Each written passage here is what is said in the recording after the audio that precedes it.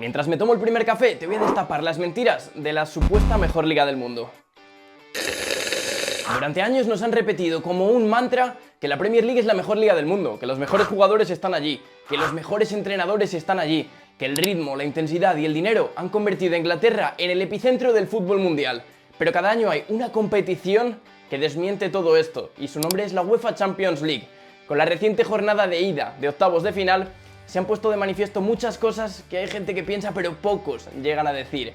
O sea que vamos a dar el contexto previo de qué ha pasado con los 6 equipos de la Premier y qué indicios nos puede dar esto. Si bien decíamos que hay 6 equipos en la Premier League, el primero de ellos, el Manchester City, ha perdido por 3-0 ante el Real Madrid. El Atlético de Madrid le endosó 5-2 al Tottenham. Otro 5-2 le endosó el Paris Saint-Germain al Chelsea. Mientras que el Galatasaray venció por 1-0 al Liverpool y el Bayer Leverkusen Arsenal y el Newcastle Fútbol Club Barcelona se saldaron con 2 empates a 1. Por lo tanto nos quedan 6 equipos ingleses, 4 derrotas y 2 empates. La supuesta mejor liga del mundo no ha sido capaz de rascar ni una sola victoria en esta jornada de UEFA Champions League. Y esto no significa que los equipos de la Premier hayan tenido una mala semana. Esto es el síntoma de algo mucho más grande que vamos a analizar aquí. Para analizar si la Premier es la mejor liga del mundo o no, primero nos tenemos que ir al apartado económico, a los datos, a lo tangible.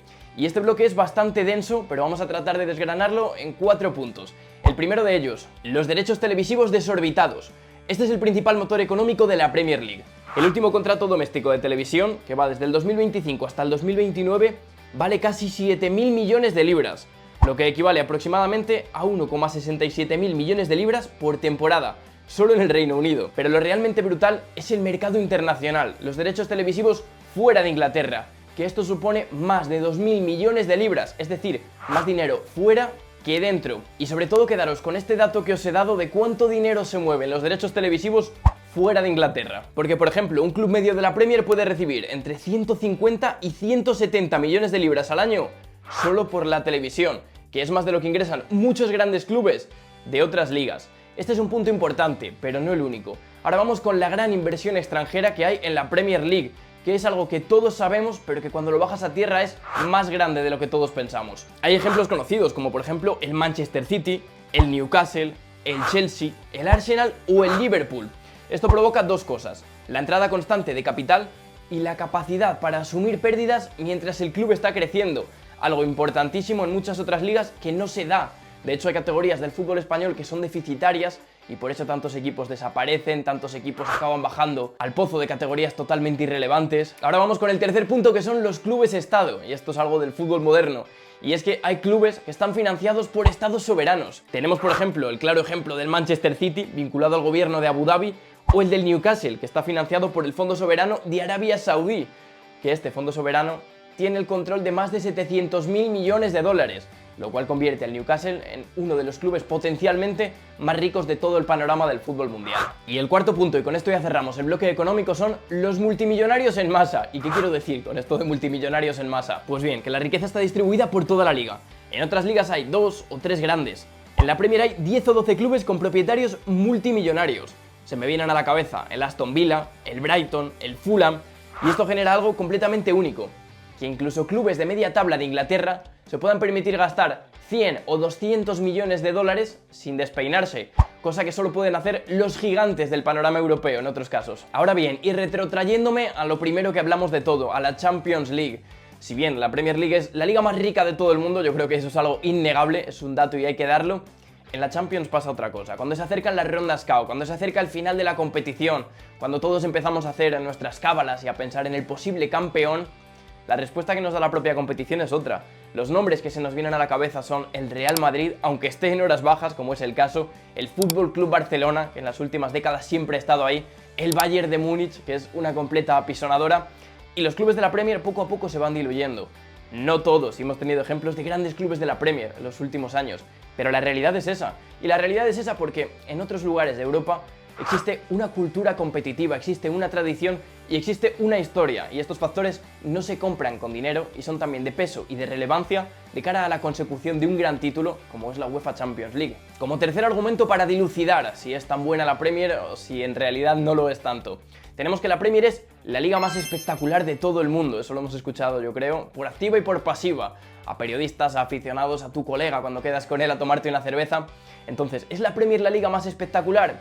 Sí y no. Si bien los partidos se rompen con más facilidad, son partidos más de ida y vuelta, son partidos más abiertos, eso no quiere decir que sea mejor liga que otras ligas. Es decir, para muchos cualquier partido de la Premier es más atractivo que un Getafe Alavés, que un Sevilla-Valencia, pero simplemente porque tienen menos rigor táctico. Y esto es así por mucho que a muchos le duelan y por mucho que ya estoy viendo los comentarios que vais a dejar en este vídeo. Otro de los asuntos es, juegan copas domésticas, tienen un calendario sumamente apretado, y la Premier, y esto sí que es verdad que trasciende el tópico y es algo real, es una liga muy física, entonces eso hace que se desgasten en sus competiciones internas y cuando llega la hora de la verdad en Europa hay equipos que están más descansados, que han tenido pie a dar más rotación, mientras que en la Premier llegan un poco más agotados físicamente. Ahora bien, eso de las transiciones locas, de los partidos rotos, cuando se enfrentan a clubes de Europa que proponen otras cosas, que tienen un fútbol más pausado, que cocinan las jugadas a fuego lento, sufren mucho más, no saben atacar a defensas cerradas, no saben cómo enfrentar un bloque bajo, y estamos viendo que los equipos que están teniendo éxito en la modernidad, en el fútbol moderno, en la Premier, son equipos que se están desmarcando de ese juego tradicional de la liga inglesa y se están europeizando un poco más. Tenemos al Manchester City de Pep Guardiola, que pretende ser dominador en todas las fases, dominador con balón, someter al rival, ser dueño y señor de la posesión. Tenemos al Arsenal de Mikel Arteta trabajando otra multitud de aspectos y esto se nota cuando llegan los partidos relevantes, como hemos visto ahora en esos octavos de final de la UEFA Champions League. Ahora vamos con el cuarto argumento y para mí este es muy importante y es la burbuja mediática que rodea a la Premier League. Y para esto quiero rescatar aquel dato que te di de los derechos televisivos fuera de Inglaterra, porque la Premier domina el mercado audiovisual, una narrativa global, el marketing como nadie, una cobertura internacional, y esto genera una percepción de que todo lo que ocurre en Inglaterra es automáticamente superior. Pero cuando los equipos ingleses se enfrentan a los gigantes europeos, esa narrativa pues, muchas veces se rompe.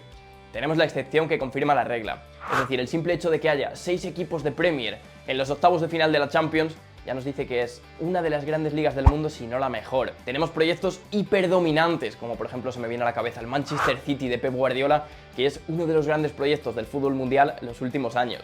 Entonces, ni todo es blanco ni todo es negro. Para traducirlo al castellano, ¿qué quiere decir esto? Pues es que nadie quiere decir que la Premier League sea mala. El problema viene con el discurso de la supremacía absoluta, que la Premier League es lo mejor y el resto de ligas no valen nada, porque es un discurso que no concuerda con la realidad. Como conclusión de todo esto, la Champions vuelve a recordarnos algo muy simple, que el marketing importa, que el dinero importa, que el físico importa, que la percepción global importa, pero que el fútbol europeo sigue teniendo varios centros de poder. Y cuando las papas calientes queman, cuando llegamos a las fases KO de Champions, la Premier League no siempre está en la cima. Dicho esto, tengo casi la certeza de que más o menos el 50% de los equipos ingleses que han tenido resultados desfavorables van a conseguir clasificarse a la UEFA Champions League. Muchos de ellos me gustan y los sigo con asiduidad. Ahora bien, te voy a lanzar una pregunta a ti, con respecto a todo lo que acabamos de ver en este vídeo. ¿Es la Premier League la mejor liga del mundo o tan solo es la mejor vendida del mundo? Dicho esto, te voy a pedir dos cosas. La primera, que te suscribas, y la segunda, que le des un like al vídeo, que no te cuesta nada. Le voy a pegar un traguito al café, que se me ha quedado frío seguro.